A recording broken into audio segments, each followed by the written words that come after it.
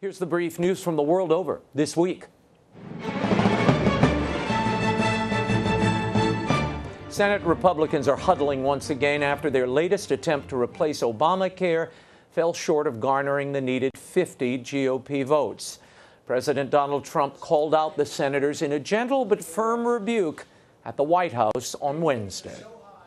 We're in this room today to deliver on our promise to the American people to repeal Obamacare and to ensure that they have the health care that they need. We have no choice. We have to repeal and replace Obamacare. Emerging from the White House luncheon, Senate Majority Leader Mitch McConnell said the Senate would vote next week to move ahead on the straight-up repeal of Obamacare. He says he has every expectation that they will at least progress on a replacement measure. More on this with Congressman Duffy in our next segment. And as the U.S. media continues to make much of the recent G20 meeting between President Trump and Vladimir Putin, a leading Russian prelate is commending the two world leaders for their engagement. In a recent Russian television interview, Orthodox Bishop Hilarion Alfiev called the Hamburg meeting between Trump and Putin a road to the future, and he praised the Syrian ceasefire that resulted from it. Metropolitan Hilarion, who is head of the external relations for the Russian Orthodox Church, noted that the brokered ceasefire will help save human lives. He further expressed hope that the meeting will develop into long-term joint efforts between the two nations. Meanwhile, Lebanon's leading patriarch is warning that the presence of 2 million Syrian refugees in his country is straining the fabric of its society. Beshara Boutros Cardinal Rai made the comment during a mass attended by Lebanon's President Michel Aoun. He said that even though we are in solidarity with the refugees, it is the hope of the Lebanese people that the refugees can be guaranteed a safe return to their country. Patriarch Rai praised the good intentions of the government in welcoming the refugees, but he said the costs of providing for them have fallen on the people of Lebanon, causing economic difficulties and prodding many Lebanese to emigrate. The Syrian refugee crisis has become central to national politics as the Lebanese military recently began security operations in refugee camps in order to neutralize militant Syrian factions that have begun to organize and arm themselves within the camps. And Boko Haram violence is escalating once again in Nigeria. At least 8 people were killed on Monday when a female suicide bomber detonated her explosives in a mosque in northeastern Nigeria.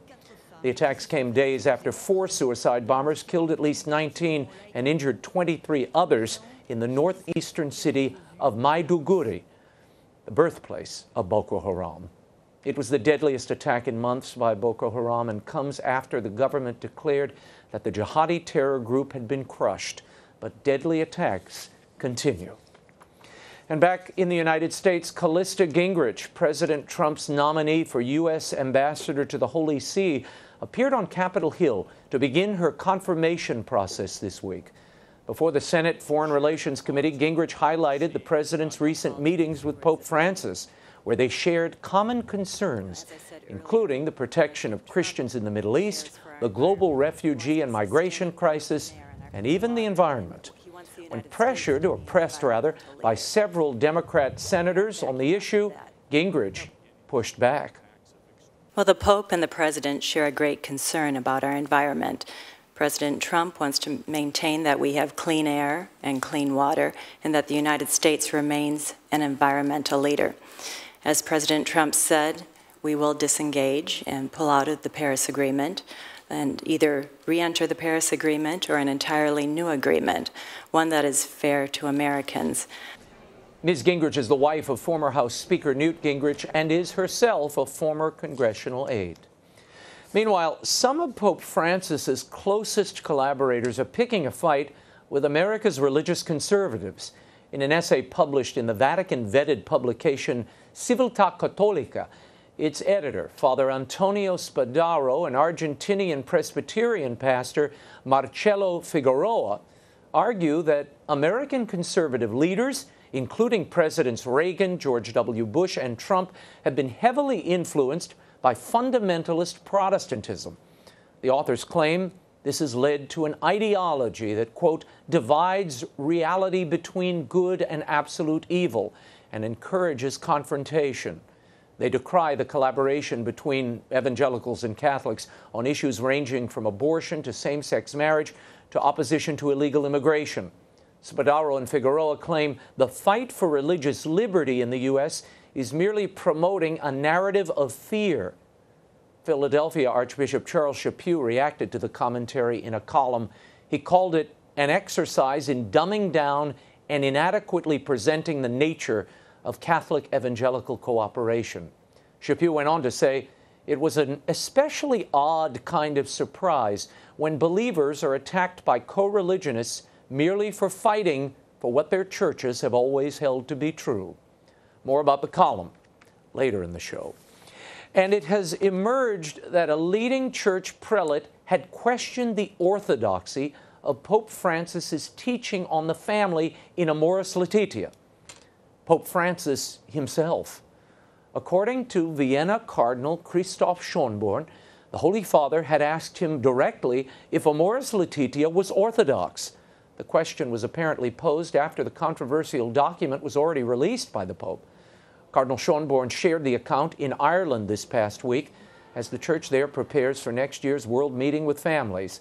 Schönborn revealed that shortly after he presented Amoris Laetitia to the world media, he met the Pope, who thanked him for his efforts, and then asked him if the document was orthodox. Schönborn assured him that it was fully orthodox. A few days later, he said he received a little note from Francis that read, "Thank you for that word. That gave me comfort." Meanwhile, Pope Emeritus Benedict XVI has commended the late Cardinal Joachim Meissner, one of the cardinals who had asked the Pope to clarify his teaching on Amoris Laetitia. In a letter sent to the funeral of the late prelate, Pope Benedict described Cardinal Meissner as a dedicated pastor who resisted the dictatorship of the zeitgeist, the spirit of the age. He further praised Meissner's unshakable faith in the Lord and His Church, even, quote, if at times the ship is almost filled to the point of capsizing, end quote. Some reporters interpreted Benedict's words as a suggestion that the Church is in crisis under Pope Francis. Archbishop Georg Ganswein, the secretary to both popes, denied such interpretations, calling them overly dramatic. He added that Pope Benedict's shipwreck reference was not alluding to anything specific, and that some stupid people were trying to use the Pope Emeritus to cast Pope Francis in a negative light. And the corruption trial of two former executives at a Vatican-owned hospital got underway this week. The former president and treasurer of the Bambino Gesù Hospital in Rome are charged with embezzling donations of more than 400,000 euros to fund the renovation of a former Secretary of State, Cardinal Tarcisio Bertone's Vatican apartment. On the first day of the trial, a Vatican tribunal rejected a motion by the defendants to dismiss the case, claiming that the Vatican had no jurisdiction since the hospital is in Rome. The two men are the first to be prosecuted under the Vatican's new rules governing financial accountability. As for Cardinal Bertone, he was unaware of the diversion of money, according to reports. He himself paid the same contractor some 300,000 euros for renovations to his apartment.